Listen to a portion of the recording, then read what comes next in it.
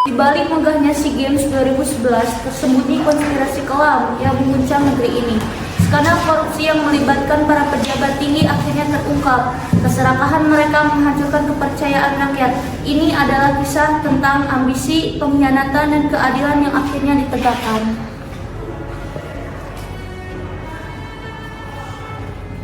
Dalam senyap, para politik merancang permainan mereka. Dengan uang sebagai senjata, mereka menyiapkan strategi untuk mengamankan proyek bernilai miliaran rupiah.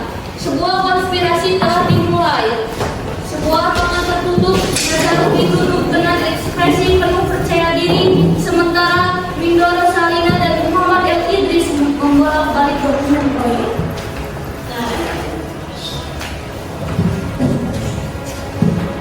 Kita harus pastikan proyek Wisma Atlet jatuh ke tangan PTRI. Uang kredit apa sudah siap? Sudah Pak, kalau Fit hanya butuh kepastian. Total 3,2 miliar sudah siap dikirim ke Kemenpora, Pak. Bagus, jangan ada kendala. Pastikan semua berjalan mulus. Untuk Nasr sudah setuju, tapi dia mau kepastian berapa bagian yang dia dapat. 2,5 miliar dan 1,2 juta dolar. Kemudian awal kalian akan selamat. Ketiganya tersenyum penuh keyakinan. Rencana dimulai. Mari, Pak. Mari.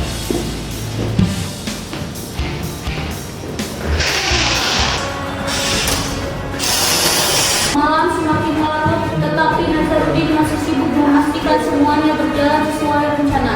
Di sudut ruangan kantornya, remang ia mengait ponselnya dan menekan nomor Wafid. Nazarudin mengangkat telepon, berbicara dengan suara tenang namun penuh. Mungkin saya butuh tiket di Singapura. Pastikan semuanya aman, jangan ada yang kecelakaan. Baik, Pak. Saya akan mengutus segera. Nazarudin tersenyum tipis. Ia tahu jika segalanya berjalan lancar, ia akan menang. Seperti biasa, uang berpindah tangan dengan keyakinan bahwa mereka berada di atas hukum. Para aktor utama terus menjalani skenario mereka. Namun, ada mata yang mengintai menunggu saat yang tepat untuk bertindak. Sebuah ruang kantor di Kemenpora, Wafid menghalang duduk di mejanya. Mindoro Salina dan Muhammad El Idris masuk dengan tas hitam.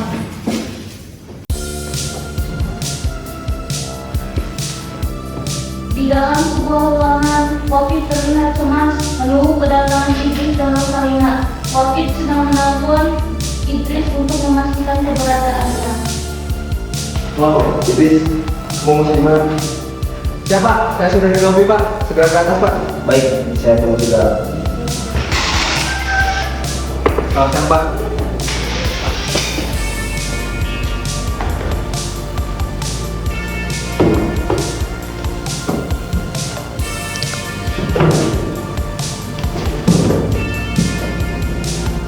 Sudah siap belum yang kemarin mau dikasih ke Wafid ya?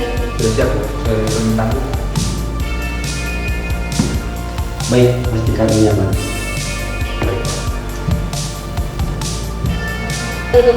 Tiba-tiba pintu didobrak. Polisi dan penyelidik KPK masuk dengan cepat.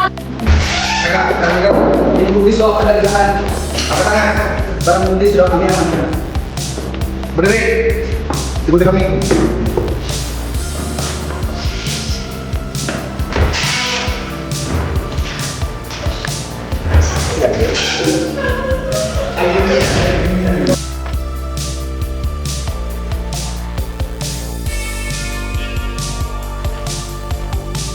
Ketika tekanan semakin besar, pilihan mereka adalah melarikan diri. Nazarudin yang menuntut di tubuh kuasa kini menjadi bulan. Pada konversi konsentrasi ini, ditanya oleh seseorang jurnalis di tengah seorang kamera dan itu akan kalian. Nazarudin berusaha tetap menang. Ia menggunakan pekerjaan terapi, tetapi terlihat hanya mengakhiri bisnisnya. Pangan pun sudah sampai dengan pernyataan pertanyaan tajam, mencoba membuat kebenaran melalui pelabanya. Pak Nazarudin, apakah benar Anda melarikan diri di Singapura, Pak? Tidak benar, saya hanya berobat. Tapi kan Anda disebut dalam kasus ini, Pak. Bagaimana tanda-tandanya, Pak? Berdiri.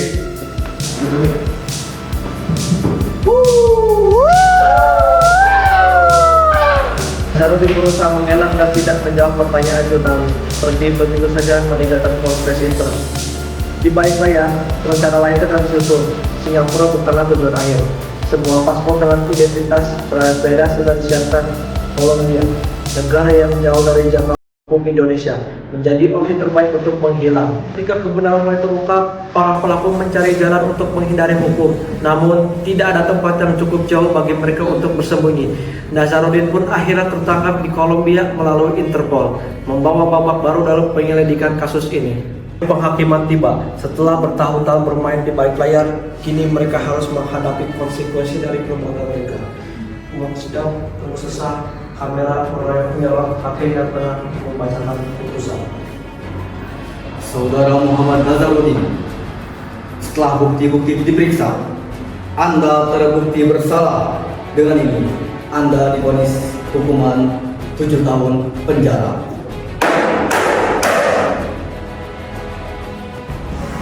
Lalu, Angelina Soda, berdasarkan Undang-Undang Nomor 1 Tahun 2023 tentang Kitab Undang-Undang Hukum Pidana atau KUHP pasal 603 sampai dengan pasal 606. Juga berdasarkan bukti transaksi keuangan dan kecakapan Anda dengan Mindo Rosalina, Anda terbukti menerima suap sebesar 2,5 miliar dan 1,2 juta. Dengan ini Anda divonis 10 tahun.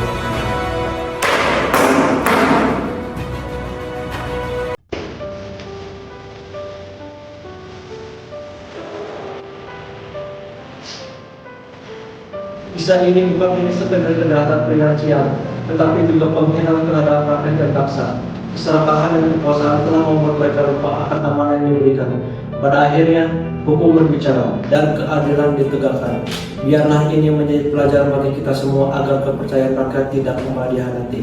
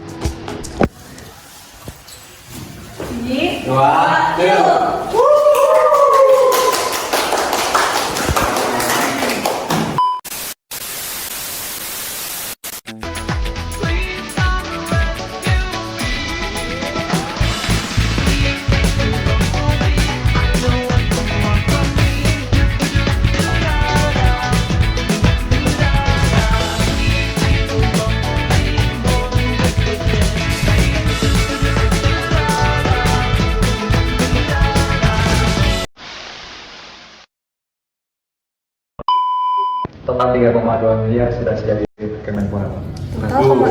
Total 3,2 miliar, jadi duitnya Siapa? Saya sudah di lobi, Pak.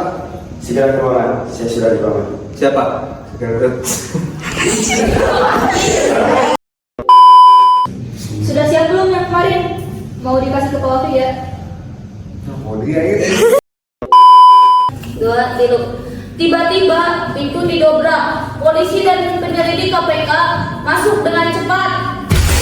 KPK, jangan bergerak. Ini bukti suap, Anda ditangkap. Tolong angkat tangan. KPK, jangan bergerak. Ini bukti suap, Anda ditangkap. Stop. 2, 3. KPK, angkat tangan. Ini bukti suap, Anda ditahan.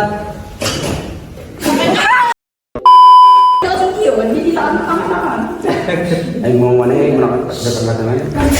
KPK,